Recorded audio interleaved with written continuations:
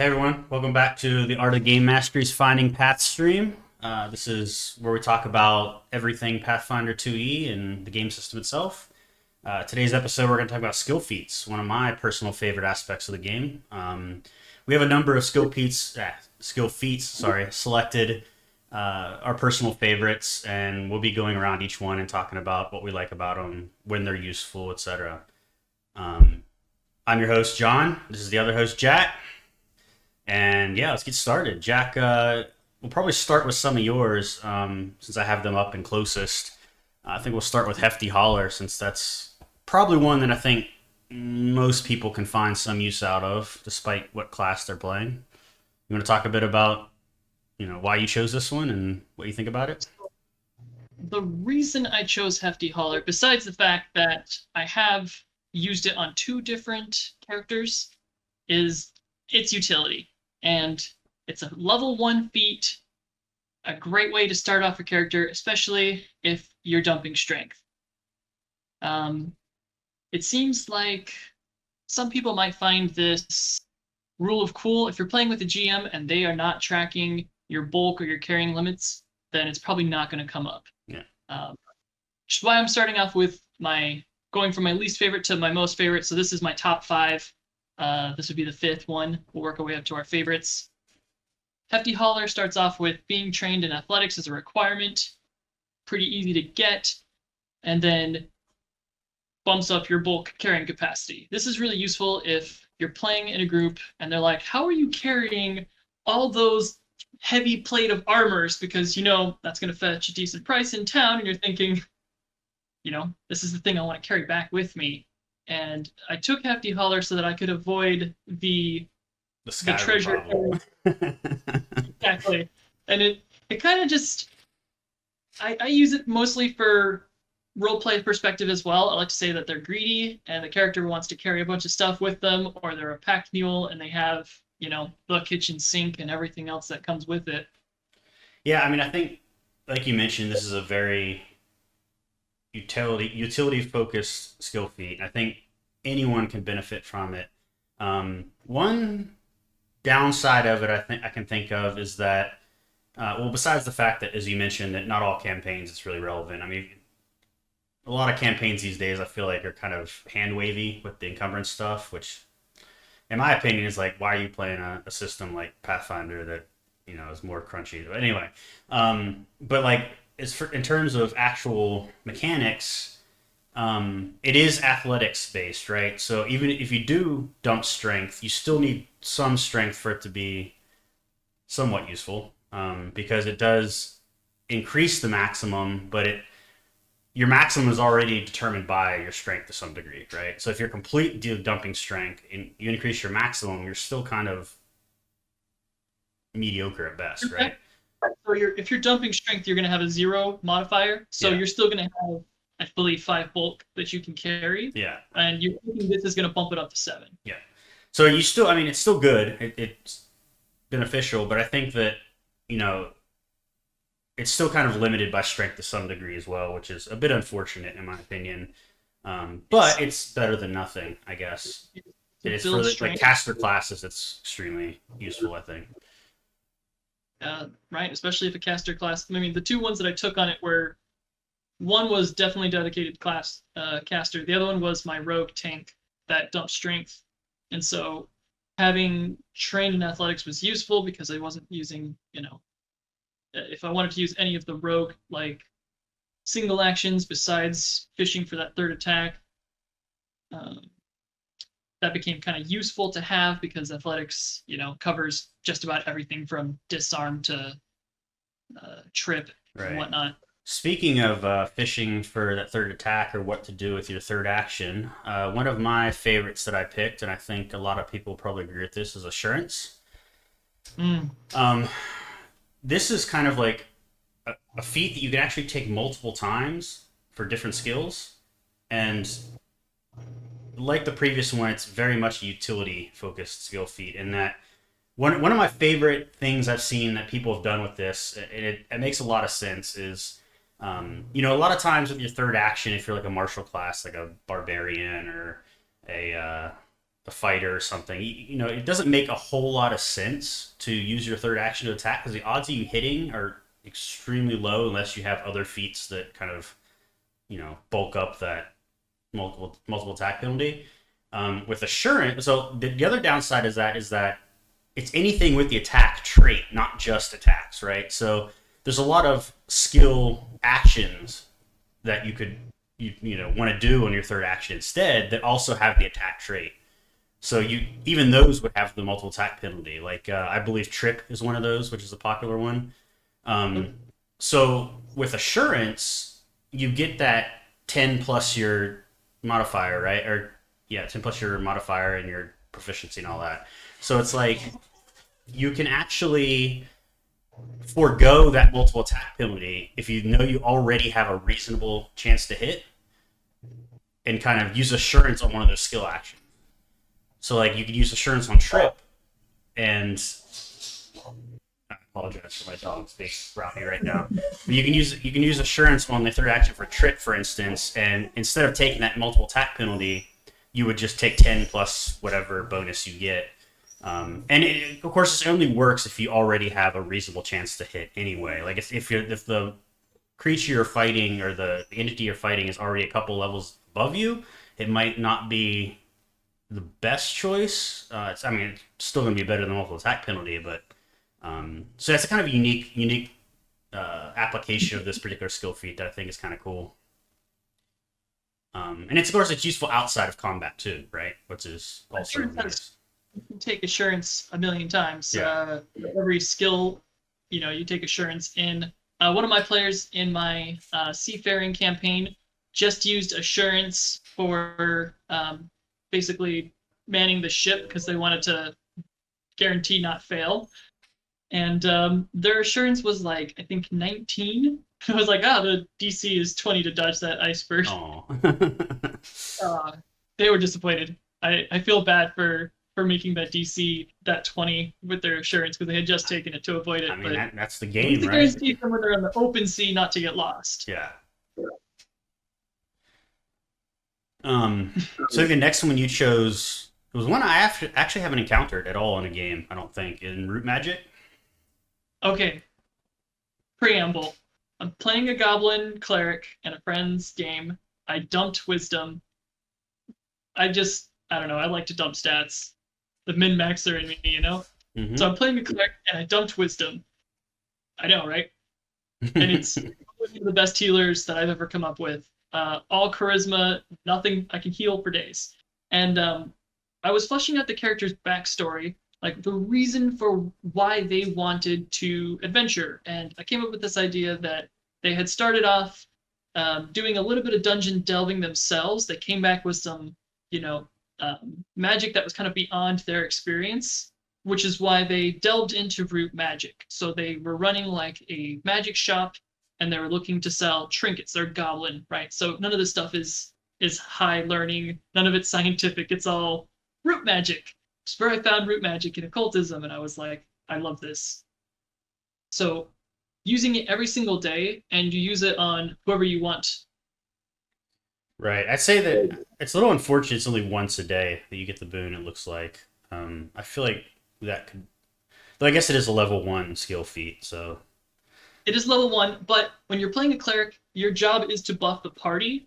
I recommend this feat because buffing the party is like your role. So yeah. giving the player who I recommend the bard of the group to use this on, if not yourself, if you are ending up being, the one who talks the most, who gets all of the aggro, i.e. like in our other, campaign that we're playing where that one player always is running their mouth and upsetting the enemy, and they're basically, taunting the enemy. So when they cast those spells on them, they get that +1 circumstance bonus. And then, of course, you get up to expert in, 2. And I don't know how to get to legendary, but you could get a +3 to their spell saves. That's basically spell resistance, which is kind of non-existent in this game. And then also for haunt, which I think that's really haunt cool. I love the idea of haunts as being basically traps, effectively, right?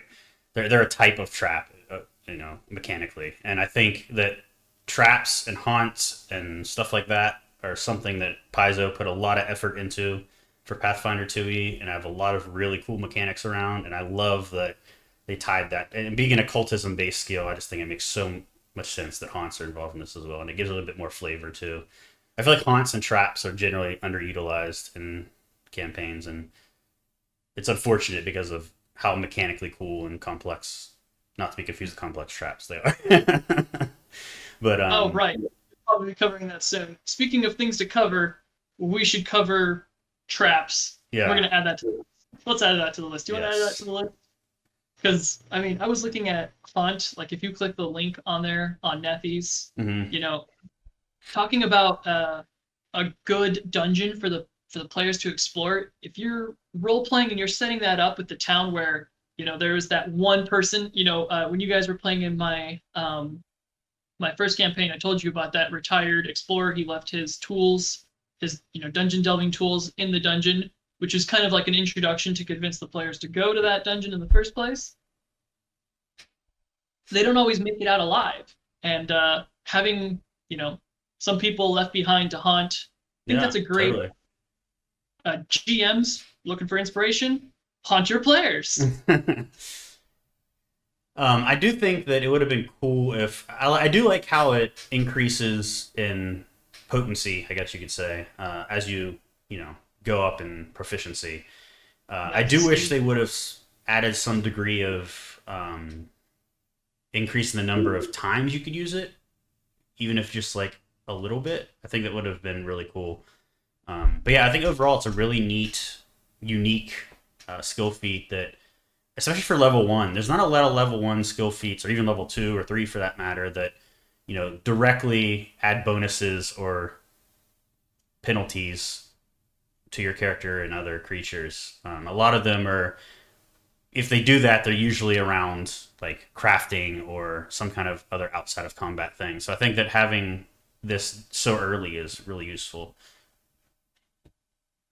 Um, Along those lines, another utility based one, and I think one that basically everyone ends up picking somewhere along their leveling career, is Catfall. Um, Trusted favorite. it's it's not super flashy. It's not, there's nothing super special about it. It's just useful in like many situations. Especially, I mean, it is kind of tough to take because I feel like, I mean, unless you're like a rogue or something, not a lot of classes or builds like to use a skill point on acrobatics. I feel like it's kind of a niche skill. Well, for But the particular good. classes, the damage dealer classes usually choose athletics. What damage dealing class doesn't choose athletics? Right, but this I is mean, acrobatics, right? acrobatics, correction. So the hunter, the rogue, usually are going to choose acrobatics, especially if they're doing the skill monkey. Yeah, but D- I mean, that's what I mean. Though it's but a lot of classes like you don't see fighters picking acrobatics too often. You don't see. I mean, maybe bard. Bard might be another one that you might choose acrobat, especially for like a dancer focused bard like Sanra was in our campaign. Dancer, gotta love dancer. Acrobatics are pretty useful. Apparently, It's I mean, super useful some skill. It's champions. just a lot of classes don't get a lot of skill uh, upgrades compared to other classes, right? And if they Why you, do, what was that? it's why you shouldn't dump intelligence. Right. So I don't know. I mean, I think a lot of people could benefit from taking acrobatics, and those who do, Catfall is like a no-brainer. But I don't know. I don't see a whole lot of characters in games that I play choose acrobatics to be trained in. So I think that's an unfortunate bit. But for those who do pick it, I mean, in our campaign, our Tagasia campaign, it's come in handy multiple times already. I mean, for both my ranger and my rogue. So I like when people choose catfall because I want to add that height to all of my dungeons. The especially enemies you, are because gonna you have that homebrew rule around falling, which is a bit more deadly than it is rules is written. So You're absolutely right. I do prefer fall damage to be more deadly, and so catfall gets more mileage. yeah, And then also, since you're not just a particular class looking for an extra skill feat to choose, and they had a couple of trained. you are usually playing that rogue who is your acrobats is going to scale, and I believe Catfall scales. Yes, it does, but not a whole lot. I think it just scales the master, if I remember correctly. Yeah, it just goes up the master. So once you're past master, which to be honest, not a whole lot of people are taking acrobatics past master anyway. I don't think so. Yeah, Yeah.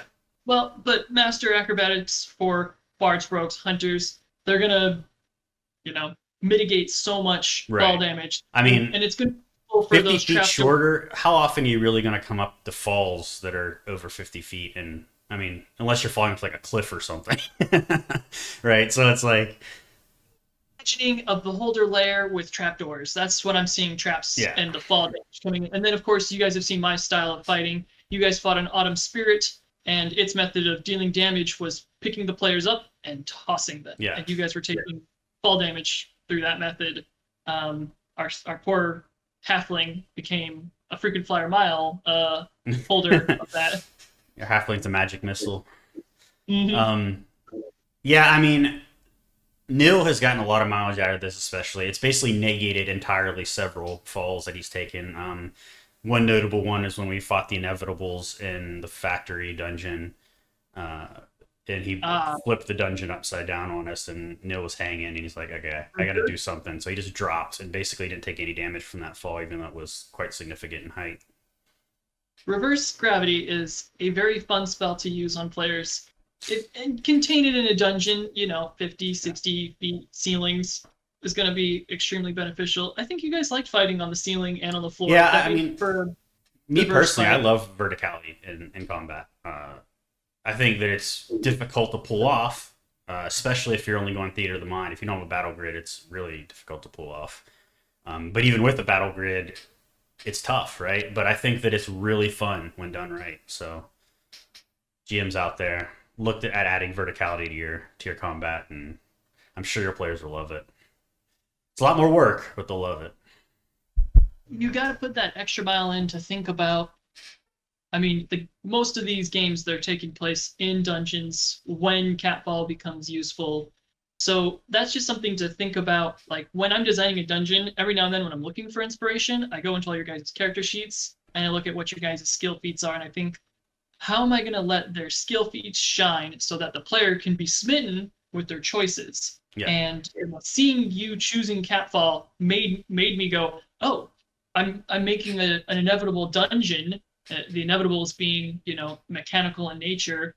Having reverse gravity and flipping the room on its head kind of came to me when I noticed what the players had as far as feats were going, because I had already come up with moving panels and elevators from some of the previous fights.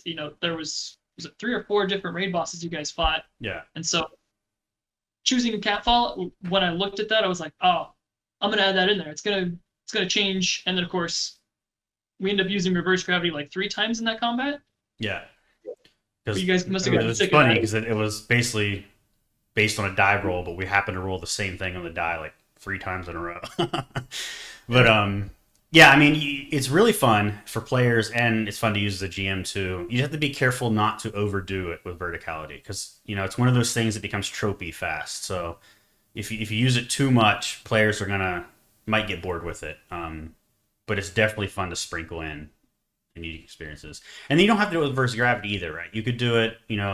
Maybe there's an overhang on an upper level that looks down upon where the players are, and there's some archers up there or something, and maybe one of your players wants to climb up or sneak behind them or something. We kind of had that again in Tagasia, where we had this raid on a mansion basically, and I wanted to get in, but the doors were barred, so I had myself and one of our NPC hirelings kind of go up and scale one of the sides and break his way into a back door and sneak. It was a long endeavor, but it was a fun. It paid off, I think. Considering that was a case in which Catfall didn't come into play, but you actually it did, because I failed the climb check once, and I did fall a bit, not all the way, but to some degree. I believe you. I'm sure you remember taking the fall damage. Yes. I'm doling it out. I don't remember all the damage I'm dishing out. So we're already running late because of all that. So let's move on to the next one, I think. which is going to be Arcane Sense, which is another one that I think is extremely useful, but personally, I feel like it's kind of niche in its use because I think you can get detect magic in a lot of ways in Pathfinder 2e. But then to cover Arcane Sense, prerequisite trained in Arcana. Yes. That is one of the tiny bits about Arcane Sense is what I like about it, is that with the proper background, you can pick up Arcane Sense without having to actually choose that as a feat. Yes. I mean, it's still technically a feat, right? It is a skill feat. I think that it's incredibly useful for those who don't have the option of taking it as either an ancestry feat or a class feature, or a class feat, sorry. But I just feel like there's so many chances to take it. So if you really wanted it, you'd have it already. But I guess it is just another way to get it, you know. So maybe you don't want to sacrifice an ancestry or class feat on it, and you do have a spare skill feat to use. It's okay. Yeah, I can say it's a good alternative. I run into this problem where I want to have detect magic, and I don't have enough cantrips. The 5 cantrips, Yeah, it's limited, man. Them feels I'm so tempted to take on an extra cantrip, and this skill feat is perfect for, you know what? I I don't want to take another cantrip. I right. just want to I just want to have it, and especially if I'm leveling a character that is going to be going and dipping all the way through Arcana, as a means to either, I'm not saying trick magic item, but at least to like go through for identifying spells. If I'm sticking to Arcana, this is kind of my meat and potatoes right here, is having Arcane Sense. It just becomes so instinctive. It's one of my go-to choices. It kind of frees up that cantrip slot so that I can. I do like how it's an innate spell and not, just it doesn't require you to be basically a spellcaster already, right? It just adds it as an innate spell, so anyone can use it, which is awesome. I think innate spells are a fantastic mechanic that Paizo chose to use. So And innate spells, they scale with you. You don't really have to. If they're in your same tradition, you don't even have to worry about them.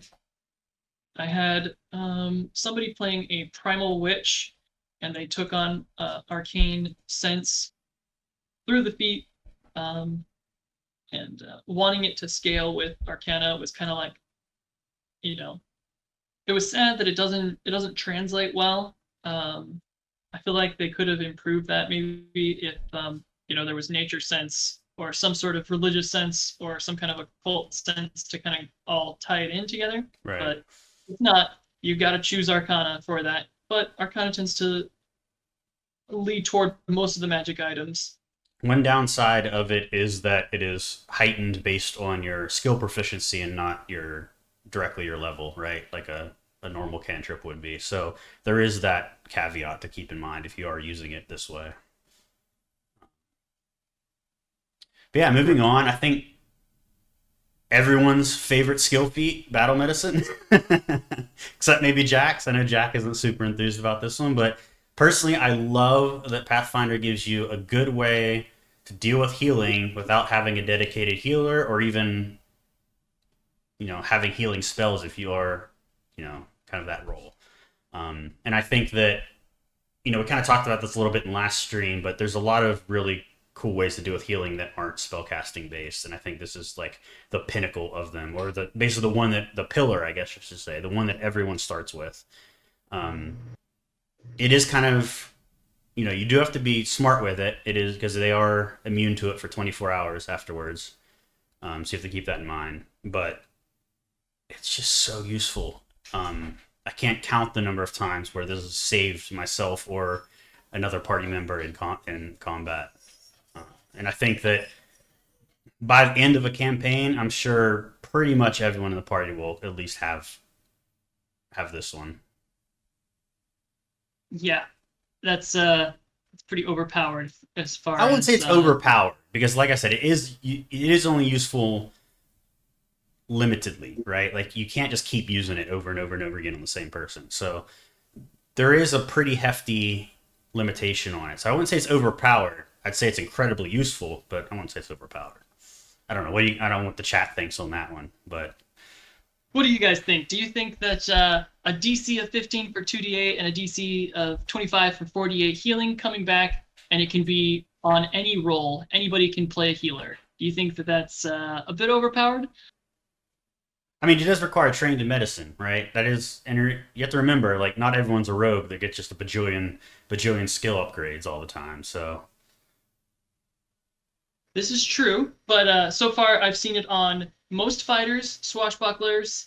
I'm trying to think of yeah, who I in mean, a my lot of people do tend to pick it because it's so useful, and I also don't think 2d8 is that big of a deal for a DC 15. At beginning levels where DC 15 is, you know, average at best. I think it's a good start. But like once you get up there where DC 15 is like you're just gonna hit it no problem anyway. 2d8 really isn't a lot of HP. So you're really gonna be, you know, driving that DC up anyway to make it even useful.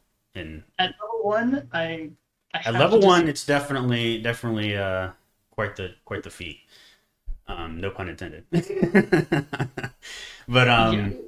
yeah, I mean, I think it scales pretty well. It's not so overpowered that like it's always a DC 15, and the amount of HP you get is just scales up regardless. So I don't know. Personally, I don't find it too bad. I do think I that it's become kind of a thing where everyone just chooses it, and as a result, everyone gets trained in medicine as a necessity. So it's like that's a bit unfortunate. It does require healer's tools, which I've seen a lot of people in games try to use this feat without having healer's tools on them. And I think that GMs could benefit for being a bit more, you know, paying a bit more attention to that. Players too. And there's a lot of things you could do as a GM, like maybe they don't have access to the healer's tools, right? Like you could snatch those away somehow, or I don't know, use an acid. I don't know. Is acid Yeah, yeah. You can damage items directly. Maybe you damage their bag or something, right? That happens to indirectly damage a healer's tool. Like maybe you have a attack that they realize that battle medicine is being used and something that is hindering their ability to take out your party. So maybe they make a educated decision to target the healer's tools first before they go attacking the players, just to kind of knock that option off the table. So there's things you can do there as a GM to mitigate the usefulness. I don't want to necessarily mitigate the usefulness of it, but I mean, you did mention that a pretty big problem is if everybody feels like they have to take a skill feat, then it should just be a thing. I don't And think that I feel everyone like feels like they have to take it. I feel like everyone wants to take it. I think there's a difference there. if they don't already have healing, and even then people take medicine just in case they run out of spell slots. I mean, I rarely find a character in my game who doesn't put a skill point in medicine and who doesn't spend the 2 gold. Especially like most of my campaigns are no longer in their infancy stage. They're no longer, that level 1 area was a big deal. I had a group of people in a dungeon at level 1, and the guy was like, I've got healer tools in my bag, and the guy was downed. And so the guy's downed, and the other player goes up to the guy and pulls out his healer tools and then heals him with his healer tools because, hey, guess what? He's trained in healing and has battle medicine, but he didn't have the extra money to spend on the healer tools. Yeah, something else I think that GMs and players need to keep in mind, and something that I'm guilty of forgetting as well, as both a player and a GM. Pulling out your healer's tools does require another action. Like you can't just do all this in one action. So it does. Isn't that what? Excuse me. For? Take up almost pretty much an entire turn to do something like this. And in some combat scenarios, that's not always, possible. Especially if combat's not going so hot. I don't think I've forced healer's tools as an action to drop. I don't think I've ever had that come up. Rules is written, it's supposed to be, and I know myself, I tend to forget that a lot, especially as a player. And it's something, it's hard to remember that kind of stuff sometimes, but that is another limitation of the battle medicine is you do need to first take out those healer's tools or have them available somehow to use it. So right, and that 2 gold is pivotal at level 1. you don't have that much gold to go around, and buying all your gear. Especially as someone like a fighter or someone who's spending a lot of money on armor, because armor's not cheap in Pathfinder 2e. So The starting fighter in our Toxicity group, he took battle medicine and he had those healing tools, and yeah, that was it was like you guys were getting a champion or a cleric, but it's a fighter, and fighter does everything better. So yeah. So yeah, I mean, it's definitely a controversial, I think, skill feat. I don't think anyone can doubt the usefulness of it, and it's probably why it's so, ubiquitous in campaigns. But in our circle of group, like, we need to find out, like, if other people are having the same frustration that I think it's only me. Do you have the same frustration in your games, or is it just me? Are you talking to me or the chat? You, John. I don't have that frustration. I think, if you look at the game I'm running right now, for instance, and also the game we ran back at GameCraft, a couple years ago, not everyone takes battle medicine. I think that in Tagasia, at least, I'm not in your other game, but in Tagasia, at least, I think one of the problems we had at the beginning was we had a completely different group of players and characters at the beginning as we do now. And I think that, back then, I'm pretty sure when we started that campaign, Gunner, my ranger, was the only character with battle medicine. Because we didn't have a dedicated healer, and yes, we did. Saren is a Churgeon. Yes, true, but I did not know that, and I don't think he took battle medicine. But Saren, as a player, you can correct me if I'm wrong there. But he did. Okay. I was DMing, and I remember seeing. Well, I'm just wrong. But still, we had like 5 people or 6 people in that starting campaign or whatever it was. This existed earlier, people putting them on a bandolier, because I've seen people put them on bandoliers, and as GamerKale says here, clearly, put them on a bandolier, they're just there, right? And that's why the bandolier is a thing, right? Specifically for use cases like this. The bandolier was made just for this. No, I'm just kidding. Well, partially. But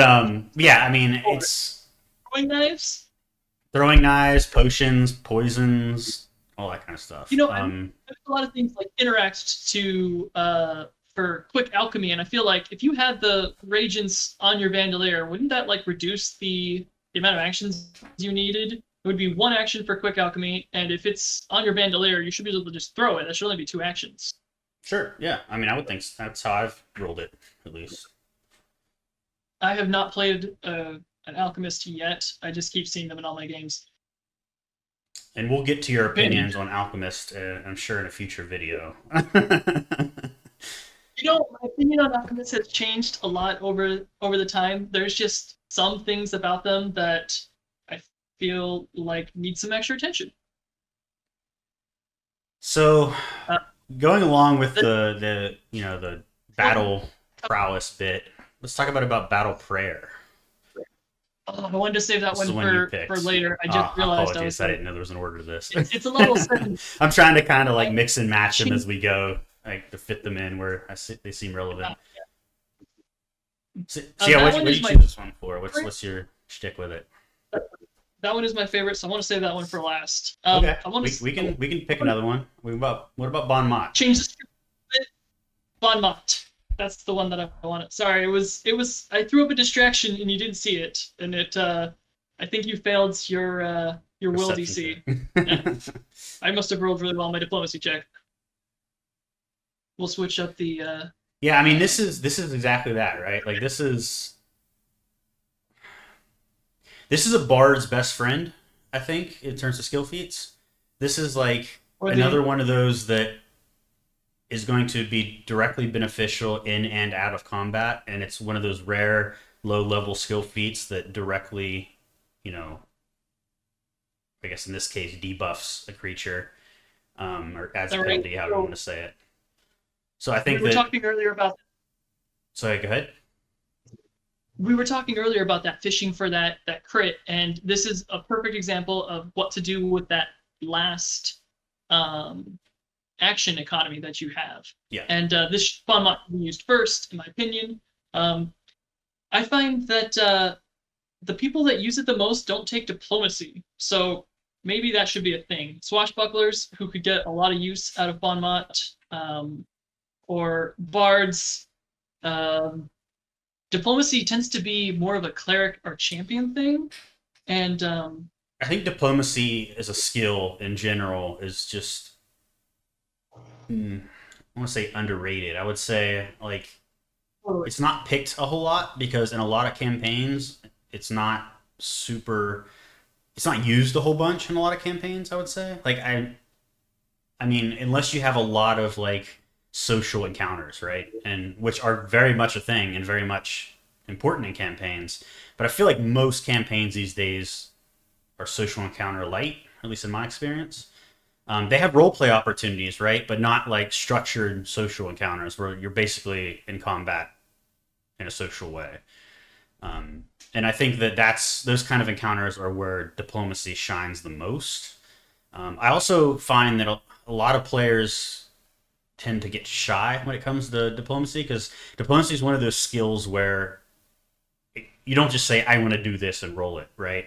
You got to role play out what you're doing, and I feel like that kind of psychologically players are like, oh, I'm not going to use this skill in this way because I don't really want to put myself on the spot like that and have to role play out a large intricate back and forth. So I feel like diplomacy just gets kind of pushed by the wayside a lot, and I wish it didn't. I think it's a super super cool skill. There's a lot of really cool stuff you can do with it. Um, I haven't quite figured out a good way to push players into using it more. I feel like there's got to be some kind of tricks out there. So if you've got some, in the chat, let us know. I'd love to hear them. So to cover like the final basis of what Bon Mot does, a -3 penalty to perception and will saves is huge on a critical success for 1 minute. So if you Bon Mot with that crit, you're looking at will saves is going to cover a lot of different magic attacks.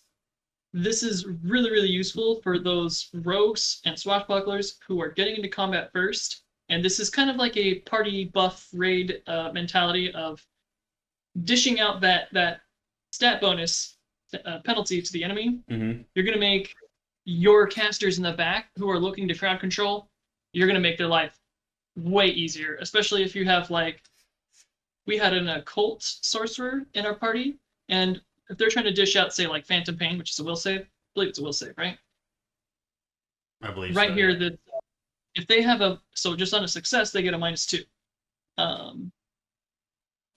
It says so it's -2 for a minute or -3 based on the critical. Right. I mean, for one action. Yeah. So right. So, crits and Pathfinder. I mean, as we all know, are not just natural 20s or whatever. It's 10 above whatever the DC is, right? So those status penalties are extremely useful. And unfortunately, I've noticed in Pathfinder 2e, at least in most of the core rulebook, I think they're getting better about this in later books, but a lot of like the spells and the actions and whatnot and feats in the core rulebook, they add conditions, right? And one of the rules in Pathfinder 2e is you can't take a penalty from multiple times from the same kind of thing. So like if someone's flat-footed, you can't stack up a bunch of flat-footedness from different ways. Like if they're flat-footed, you just get -2 and that's it. Whereas this, they didn't actually use a condition. It's just straight up -3. So as long as you're not using another Bon Mot, this will actually stack with other things that give similar penalties, right? So which I think that's what makes this extremely useful. Linguistic or a mental effect or emotion. Right. It's got the tags emotion, linguist, mental. So as long as it doesn't hit on those things, you should be good. Right. But there's not a whole lot of -2 to will saves anyways. Yeah. There's really not. So sabotaging the opponent so that your casters can get off that crowd control or that extra spell damage is huge. It's one of my I'm really big into a game called Fate. It's more of a narrative cinematic RPG, and one of the fundamental features of that game, I guess, is the ability to create an advantage. And you're basically setting not even necessarily yourself, but possibly other party members up for higher degrees of success, right? And I think that same kind of thing is where Paizo was going in Pathfinder 2e with these penalties and modifiers and stuff. And I think that it's an incredibly fun and useful way to play the game. It's one of my biggest complaints about 5e, outside the system just being mediocre at everything and not great at anything, is that there's no good way to do a support build in that game. I mean, you can kind of get a little bit of support here and there, but there's no like dedicated support classes or way to build a dedicated support character that is totally viable in several different ways in Pathfinder 2e. And I think those kind of builds are probably the most rewarding to me as a player, because you're not just outshining your party, you're letting all of your party shine. Like that's what's really cool about it to me. So I don't know. That's Right. something I think Paizo did a fantastic job with this iteration of the system. So For starters, John, are you saying there's other tabletop games other than Dungeons and Dragons? oh yeah, there's all kinds of tabletop games out there. Some of which are great, some of which are not so great. But I'd love to dip my toes into Fate. yeah, I need to run. I mean, Fate's not the best for one shots to begin with, but you can definitely make it work. So I need to do a one shot with you guys at some point to Yes. get a feel for it. I think I'm actually working on developing my own version of Fate. Well, using Fate as a base and adding my own hacks to it and kind of doing an RPG that way. So maybe when I start playtesting that, I'll run it by you guys.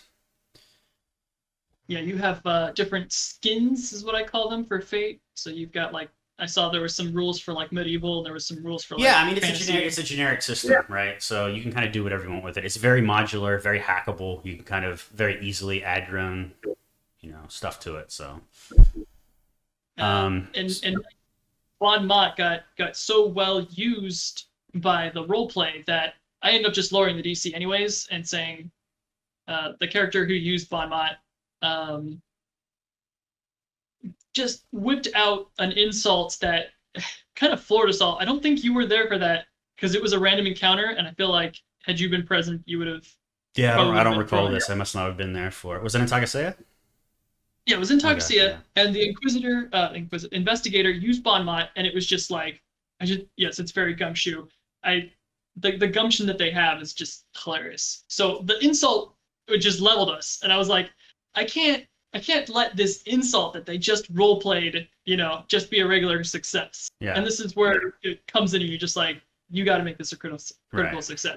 You're giving the player an opportunity to really see the game through their eyes, and what would insult that person in the moment is so part of like what role playing is about that I feel compelled to reward that. It Yeah. has to be rewarded in game. Yeah, I mean, as a And GM, sometimes that's what makes the most sense, right? And that's going to turn out to be the most fun for everyone involved. So go for it. I want Break those I want rules. in all of my games on at all times, so that there is, quips coming back and forth, these witty comebacks and whatnot, because it's like so mandatory for. If you think of like how these combats would be playing out, they wouldn't just be like, moving and attacking and that's it. Yeah. That's so 5e, and instead Well, you're it's not playing even Pathfinder. 5e, because in 5e, you're just standing there and attacking. You're not even moving. And with Pathfinder, I feel like there should be this go back and forth between, your mother was a hamster and your father smells of elderberries. Yeah. It needs to be thrown back and forth. And I feel like that engagement in the players, especially if they're being funny, I feel like that gets everybody at the table to like kind of focus in. I don't have that kind of problem now that we're doing online. I think engagement with role playing online is way up. I don't know if you feel Really? the same way, but like at a table, yeah, I feel like at a table there was more. Somebody was reading a book, somebody was on their cell phone, but like with everybody kind of like we're all listening in on one method of communication. Yeah. We can't like hog the mic. There can't really be side That's conversations. fair. Yeah. And if we are communicating, we're in the chat, and you can kind of read it at your leisure. And so I feel like, Bon Mott would have been like at the table would have been much more interesting because somebody delivers that one-liner, everybody laughs except for that one person. The GM's looking at the person like, "Are you even paying attention, bro?" I don't know. That'd be interesting how that plays out. I feel like if everyone else was laughing, that might be enough to pull that person out of, whatever it is they're doing, and it might actually re-engage them. I don't know, but yeah, it's hard to say how that Yeah. would play out. Well, that would be the optimal outcome. The the worst case is when they go, what do you say? Why, Yeah, why can you are we repeat laughing? You know, like, that? a chance for them to, they roll low in their perception to, Yeah. I'm not saying that engagement is a thing, but I'm not worried about it at this particular conversation. What I'm talking about is like it's funny to see when somebody drops that one liner and you can see the engagement around it. Especially like with our discords, it's everyone's gonna be dropping a meme or a GIF to like go with that. Yeah. Reinforce that. So I guess since we're getting low on time, we'll move on to the next one. But this one, my next couple actually are going to be from the stealth tree. There's some really good skill feats in there, and someone like me who enjoys playing rogues and rangers and things like that, who for some builds, most builds are going to have some degree of proficiency in stealth. There's some that are just no brainers, like quad allies. I mean, I don't think there's the pass without trace spell in Pathfinder 2e, is there?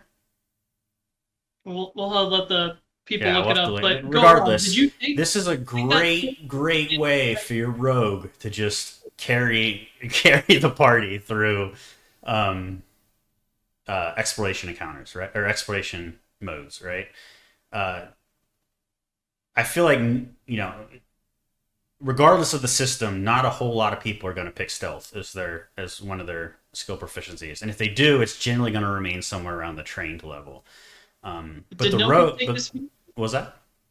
Did Nilkus take He this? did. I just forgot to use it when we were in the last thing, which is unfortunate.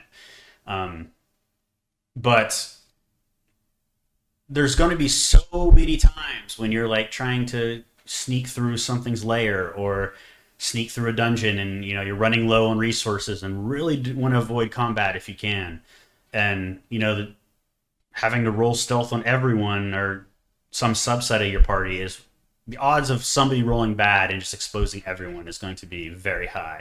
So something like this, where your rogue or your ranger who has a high degree of mastery in stealth, and the odds of them succeeding are rather low to just affect everybody, is incredibly useful. I would almost say that this should be. I mean, especially since rogue gets every skill feat they want anyway. They're gonna have this, right? So it's like not choosing this is just hardly in the realm of possibilities for a rogue for me. So I think that use it. I mean, just use this skill. It is so useful. And if I had it, if I remember to use it when me, Ray, and I forget who the third person who was sneaking with Nil in that particular scenario, if we would have had it, we would not have been seen by those fairies or whatever they were, right? Luckily, in that particular case, there was no negative consequences to being detected there. But if there was, we would have probably not in the best situation to handle it. So this is why I think this one's not only one of my favorites. I just think the degree of utility here is just sky high. So thanks for Alos for providing that with us. Pass without trace, primal spell only, first level. Cool. So you didn't have access to that because your guy has arcane spells. Right. That is good to know, though. Did you have I anything have more to really add to Quiet Allies? to the allies, except for like we're always talking about how rogues are so James Bondy and limelight focus on me, and this is one of those examples of where the rogue is saying, I'm a team member and I'm here and I got you all, and I just love that cohesion that skill feat brings to the table. Yeah, for like flavor wise, I kind of imagine this, in the movies and whatever, where you have a group of people sneaking down a hallway and the guy in the front's just like, giving the military signals there to hold, or let's go, giving the hand signals, whatever. Like that's how I imagine this, playing out in canon. So it's kind of it's a neat thing, I think. I didn't consider that mental image until you just suggested that. That's beautiful. And kind of while we're here to go along with it, I think Swift Sneak is something I think rogues should just get personally. Like, it doesn't really matter because, like I said, they get pretty much any skill feat they want anyway, just because they get so many different skill feats. But Swift Sneak is like another one of those necessities for a rogue, and I think even a stealth-based ranger would find a lot of utility in this. But rules is written normally. You can only move half movement when sneaking, and most ancestries don't get a whole lot of movement to begin with, and a lot of them are like 25, so half rounded down is actually pretty low. Um, Yeah. so Swift Sneak is super useful for when you're trying to, remain mobile in combat, but still not expose yourself. Um, it's gonna see the most usefulness when you have a lot of terrain and obstacles and stuff that you can use as an advantage. Because when sneaking, you do have to end your turn in hiding, unless you have legendary sneak, which is my all-time favorite skill feat because it's just so anime cool. It's not even funny. But we'll get there later. But Swift Sneak is like, yeah, for those encounters where you're in a dungeon or in an enclosed space that has a lot of obstacles that allow for hiding. I think that it's just so useful for a rogue or a ranger or whoever to just really keep that mobility high while keeping themselves hidden. I don't know what you think there, Jack, on that one. I know you don't play a whole lot of rogues and sneaky characters a lot, so I'm not sure. Well, I'm just messaging in the chat about the half movement rules. So you use one action to hide, and then you go to move, and you try to move your full movement speed. The gym's gonna be like, I can only move half speed. You can move your full speed, but then you'll break stuff, and you have to move to a spot that would not be seen or visible. And then hide again. Yeah. So what was that? It's so useful because you want all that extra movement, and you're losing half your movement to being an effective stealth. Luckily, I don't feel like it's that necessary due to a lot of inventive ways that Paizo came up with how to dish out that sneak attack damage. If you're a rogue, and you could be an investigator, as we talked about, to dish out that damage. You just need them to be flat-footed, and you can get that by dropping a quip on them, or as my swashbuckler and my other game likes to do, tumble through. Mm-hmm. Oh, tumble through a swashbuckler is it's like it's the only way to play swashbuckler. Damage attack rogue does, in my opinion, just because yeah, I don't know. Yeah, I would say for sneak attack, it's not so much of a necessity because, like you said, there's just so many ways to do it flat-footed. But for my particular play style, I like to sneak around a lot because there's a lot of times, especially if you're in combat or combat encounters with many enemies, one of the most useful things you can do as a rogue is to kind of pick off the stragglers kind of deal.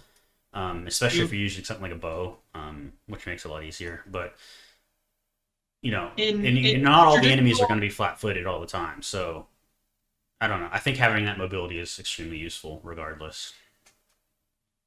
You mentioned a job that a role that kind of get overlooked because traditional MMOs, the enemies have aggro, they attack until they die. Yeah. And if you're playing a good tabletop RPG, that does not happen. Yeah. And enemies break formation and they run in different locations. And being a rogue is much more viable in a D&D campaign setting or a tabletop or a grid system because you need somebody to chase down that guy and pummel them, get information out of them, or you need somebody to access the vents, get to that higher ground, and having that extra movement is kind of crucial. Yeah. I mean, not even just sneaking, right? Like, as a rogue, you're also going to be climbing, or should be climbing a lot. You should be, jumping down from places to get to lower ground a lot. Like you're not just you're a skill monger for a reason, right? Like you have all these skills because your utility is high in combat. Like you're not just there to dish damage like a lot of damage dealing classes are. You can do crowd control. You can work to reposition enemies. You can feint or whatever, however you wish to do it, but build up your attacks of your allies so you can make them hit harder and stronger kind of deal and more accurate.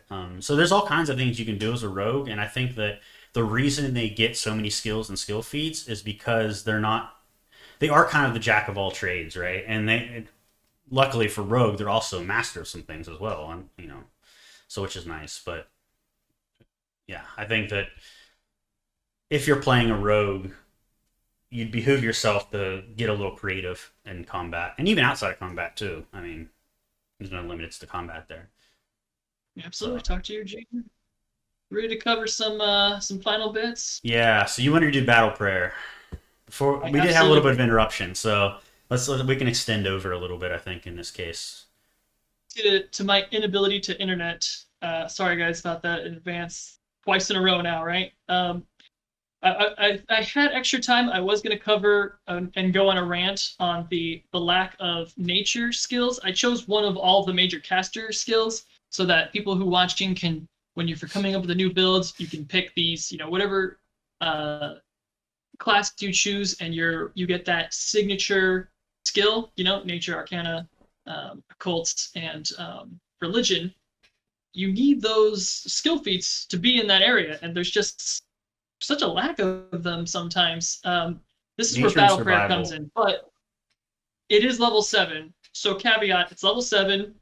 This is that as a cleric, what do I do at level 7 with that extra point? You spend maybe your 2 action economy to heal a player, you still get that one left over, and you've already cast a bunch of other, utility spells. This is I didn't even know this was a thing until I was looking it up for my goblin. I feel sorry for my GM when I take this. So you call it to your deity and you harm a foe, which for a cleric like class, this is going to be overpowered, um, since they're not going to be dishing out damage, whereas like a champion would be in melee. So, assuming you choose a damage alignment, chaotic, evil, good, or law, you do a religion check, which is standard for your DC. What's the DC for a level 7 character? I think it's like 17, or does it scale? It's like 22. It's higher. So I think within it's 20. 30, I can't remember off the top of my head. That's what DM screens are for. right? So within 30 feet, you can holla at somebody some holy prayer, and the enemy becomes immune to it for a day. But there's plenty of enemies to choose from, right? So regular success, 1d6 of the chosen alignment, or 3d6 if you have legendary proficiency in religion. Yikes. Critical, 2d6 of or 6d6 with legendary. If you critically fail, you get a cooldown for 10 minutes. And I am just so desperately looking to pull this off in combat, where my particular goblin is she worships Solarion, and I had my GM choose my religion for me so that it was more fair for my GM, because I like to power game and I like to find those different options. I'm really looking forward to dishing out some straight good damage from a distance, 30 feet. Yeah, I mean, one thing For that. I really like about this, and it's not immediately clear to me if this is how it works, but I would rule it this way. It just says as a prerequisite, you need to be master in religion, but you just have to follow a deity, right? It doesn't seem that there's any stipulation you have to be a class that actually has mechanically a deity. I think you literally just need to follow one. Well, no deity is necessary. It says when you choose this feat, pick one of these 4. Well, it says Chaos.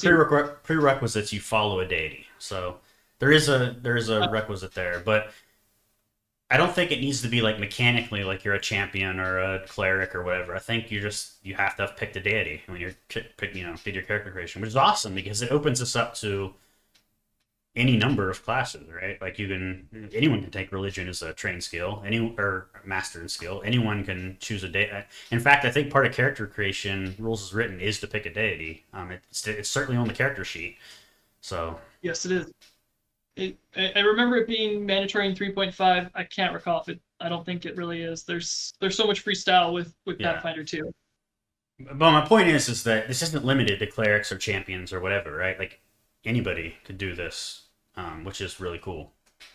It gives a little bit of flavor to a character that, I mean, deities are important in any fantasy world, right? Like they're real. They're not just make believe. So atheism, if it's a thing, it's less that they don't believe that the gods exist. It's more that maybe they believe that they don't interfere with the people, right? They might just believe that they exist, but they, you know, whenever someone says, "Oh, the god came down" or whatever, they were just full of shit. So that's I mean that's one argument can be made about it. If you do choose to let atheism be a thing, that's one way you could do it. But my point is that flavoring religion in a fantasy RPG is a really fun thing to do, even if you aren't a realistic or religious person. So I think what an atheist would be, Alo said exactly what I was going to say, was that they either, well, two of the ideas was either they've been so miffed by a god they choose not to worship any, or as an atheist would be not that they don't believe in the gods, it's just that they choose none to worship. yeah, I mean that's another way you could do it, right? I mean, atheism exists in our world as it is entirely because of the way our world works as it is, right? Just the word atheism doesn't need to mean the same thing in a fantasy world as it does in our world. And I'm surprised there's not polytheism. Paganism is, the root of most religion. I'm surprised there's not multiple, belief systems in a Pathfinder or any of the tabletop games. There kind of is, right? I mean, because orcs have their own pantheon, whatever, and oftentimes deities will cross pantheons a bit. Whereas, the same deity will exist in multiple pantheons, they just might be represented in different ways. Some people worship deities from different pantheons in the world, right? There's all kinds of weird things like that. It's not strictly the same kind of polytheism, or I guess it is polytheism because there's multiple gods, but it's not the same, kind of thing as we have in our real world where, um, if somebody's Christian, they're not going to be worshiping Buddhist gods, for instance. But yep. Again, that's just because that's the notions we have in our world doesn't necessarily need to work the same way in a fantasy world. So it's magic, right? But solve all of the game's problems. It's magic, yeah. Anyways. So yeah, I think we've picked a lot of really good seal feats here. I had some honorable mentions that I wanted to bring up, but we are low on time, so I'll probably save those for another video. Perhaps we'll pick 5 more each in the future and do another one of these. We do apologize again. We can't do that enough for the technical difficulties we had. They were they happen. It's part of streaming, right? We'll try to prevent those in the future so that they don't happen again. It's best we can do. See what else. Is there any announcements we need to make? Next week we are off. Jack will be out of town. And I will be doing with house stuff. Let's see, I think I will be doing some individual streaming most likely on my channel. You guys can check me out on Cobalt Contrast. I'd like to do some more GM Basics videos on the YouTube channel. Whether I get around, I'm extremely busy the rest of the month, so whether I get around to that or not, it's up in the air. But I'm gonna make an effort to do so at least. But yeah, we do have a West Marches style dungeon crawl game.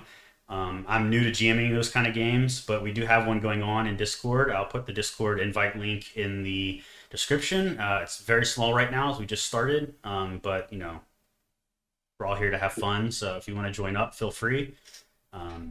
And we do have the website up with a schedule on it, so you can see what's going on when. We still haven't sat down to nail down, like a month stock of plans here of what we're going to do and when. Hopefully we'll do that once things calm down after Jack gets back and, I'm done closing on the house and all that. We've got scripts ready for like pretty much the whole next year, but we just haven't decided on the order that we're going to shell them out. Right. Also, you guys can check us out on Mastodon. Yeah, we got a Mastodon account now. So we're up on Twitter. I'll be up there managing the Twitter, and someday I will get it into Instagram. I don't know how, but I will figure out how to get into the Instagram. Yeah, the Instagram account's giving them some 2FA woes that we haven't figured out yet. So I do have access to it. I'm going to start trying to upload, snippets of video to it here and there when it's relevant. And Yeah, then what's our we're 2 days we're gonna have the YouTube this live stream will be uploaded on YouTube. What do we it'll probably say be in the next? shorter than 2 days. I mean, it's within 2 days. Some We're margin gonna of shoot error there. 2 of it, and so you guys can, if you guys missed it, or if you guys want to add into the comment section down there, we're gonna work on getting a poll. What was the poll that we were trying to? Well, we we need to can't pull we it. can't do polls in YouTube until we have 1,000 followers, unfortunately, or subscribers, unfortunately. That'll be a while. So I don't think polls coming anytime soon. We might be able to do it on Twitter. We could do a poll on Twitter, certainly. Suggest do a poll on Twitter to get the poll started about the homebrew question, so we can start asking our viewers what homebrew stuff you guys want to see us pump out. It's whether it's we're gonna make a new magic item, new feat, New a new class, spell, new ancestry, new archetype, whatever, class, because I think that a new class deserves a whole video on its own. And I would, I since don't I you don't know and if I we both could work.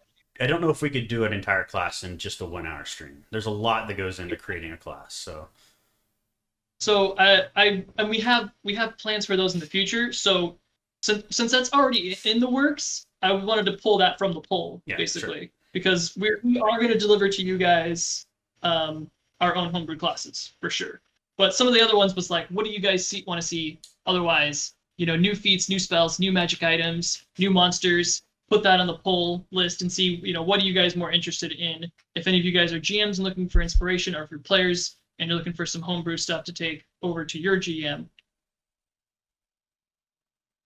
Yeah. So we'll have links to all. Excuse me. We'll have links to all that in the YouTube channel when it's posted. Or sorry, the YouTube video when it's posted. I don't know if there's a good way. We should probably. I think that all those links, or most of them released, are in the Twitch description, the about section of the Twitch channel. If not, I'll update them Yeah, for you. we should add them there if they're not. So yeah, I'll feel free to check us out on all those social medias. Maybe one day we'll get a Facebook group going. We'll see about that. I'm not super big on Facebook. I don't think Jack is either. So we'll see. I don't the many-faced god. So yeah, until next time. Happy gaming. Thanks for- See you guys soon.